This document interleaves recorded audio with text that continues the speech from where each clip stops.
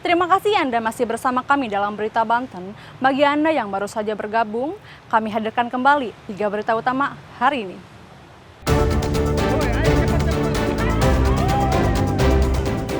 Garap lahan negara, petani di Lebak diusir kelompok preman bersenjata tajam.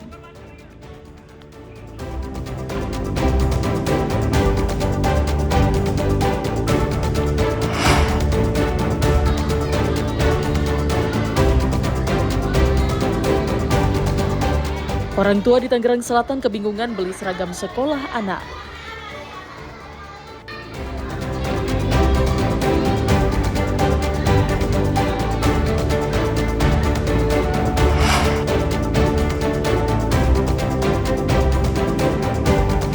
Sengketa lahan SD Negeri Kuranji belum berakhir, gerbang sempat kembali disegel.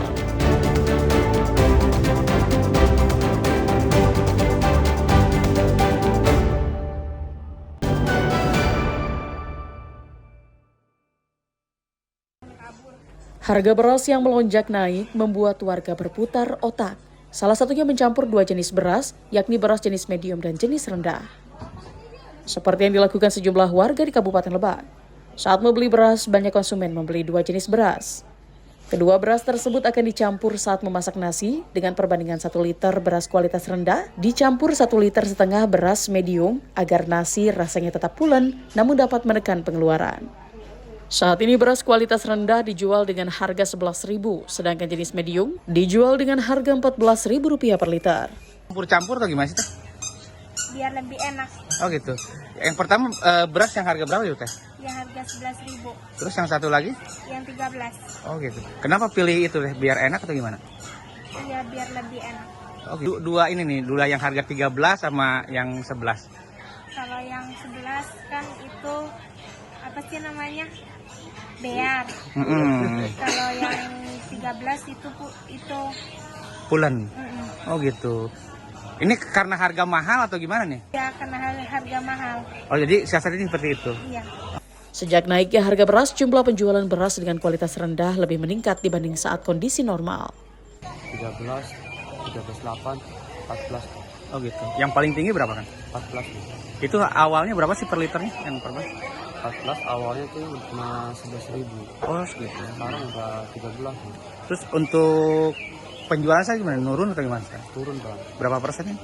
Paling 40%. Terus warga gimana nih banyak yang? Warga kebanyakan beli yang harga mahal yang 12.000 sama yang beli 10.000 biar nurunin harga katanya.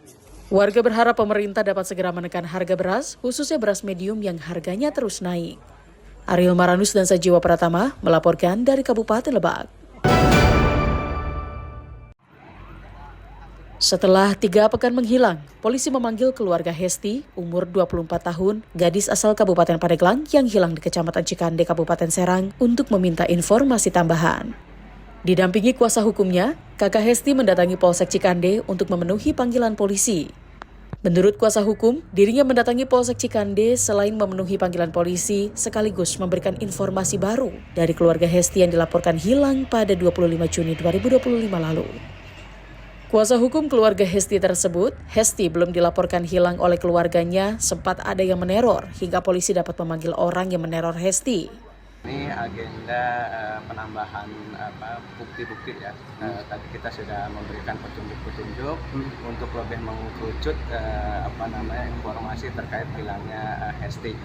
Jadi kita ada tambahan beberapa saksi dari 2 orang rekan kerja yang perlu dipanggil ya untuk minta penjelasan. Yang terakhir tuh ada seorang yang masih punya istri dan istrinya belum dipanggil. Ada indikasi istrinya ini meneror Hesti. Maka kita memberikan keterangan itu untuk diminta juga dipanggil. Sementara itu, polisi menjelaskan masih mengumpulkan informasi baru dari keluarganya agar Hesti dapat ditemukan dalam waktu dekat. Kita menerima laporan kehilangan itu tanggal 22 dan sampai saat ini kita masih melakukan pencarian. Kita juga bekerja sama, laporannya di Polsek Cikande, tapi kita di backup oleh tim besar dari Polres Serang juga sudah membentuk tim khusus untuk pencarian orang hilang tersebut. Hesti Septiana Sari, berKTP warga kampung Kupahelet RT 2 RW 1 Desa Giri Pawana, Desa Mandalawangi, Kabupaten Pandeglang, dilaporkan hilang oleh keluarganya. Hesti, panggilan sehari-harinya, diketahui bekerja sebagai karyawan di CV Kekar Sejahtera Abadi yang berlokasi di Kecamatan Cikande, Kabupaten Serang. Meski polisi sudah mengonfirmasi ke masyarakat berikut dengan ciri-cirinya, namun Hesti belum juga ditemukan. Kini keluarganya berharap kepada polisi, Hesti dapat kembali pulang ke rumahnya dengan kondisi selamat. Ariel Maranus dan Nama Sayuti melaporkan dari Kabupaten Serang. Pemerintah Kota Serang terus melakukan penataan di sekitar kawasan Stadion Maulana Yusuf. Setelah penataan bangunan liar di luar kawasan stadion, kini penataan dilakukan di dalam kawasan Stadion Maulana Yusuf. Penataan yang dilakukan meliputi penertiban bangunan semi permanen dan tenda-tenda kios yang digunakan pedagang untuk berjualan. Meski sempat menolak, namun sejumlah pedagang pasrah ketika melihat tempat usaha mereka dibongkar. Setelah dilakukan penertiban, Pemkot Serang akan membangun 154 unit kios yang bisa digunakan pedagang berjualan di sekitar stadion. Kios-kios tersebut akan diberikan kepada pedagang yang berdampak langsung terhadap penertiban. Kita sama-sama tahu bahwa bangunan yang terjadi sekarang, yang ada dibongkar sekarang sebenarnya bangunan liar karena memang bukan dibangun oleh pemerintah Kota Serang. Dalam hal ini kita juga sudah berkomunikasi juga dengan kejaksaan karena memang bangunan ini ada sempat sengketa kasus ya di perkara, jadi sehingga kita minta pendapat dari kejaksaan seperti apa, karena ya makin lama kita diamkan kios ini ya kerugian negara makin bertambah akhirnya, makanya kita akan segera untuk memastikan kembali dan pemerintah yang membangun kembali sehingga memang pedagang-pedagang ini tidak menjadi korban kembali. Karena sempat polemik soal kepemilikan tanah di sekitar stadion, pemerintah Kota Serang mengaku sudah berkonsultasi dengan Kejaksaan Negeri Serang dalam melakukan penertiban. Ariel Maranus dan Rifki Nugroho melaporkan dari Kota Serang.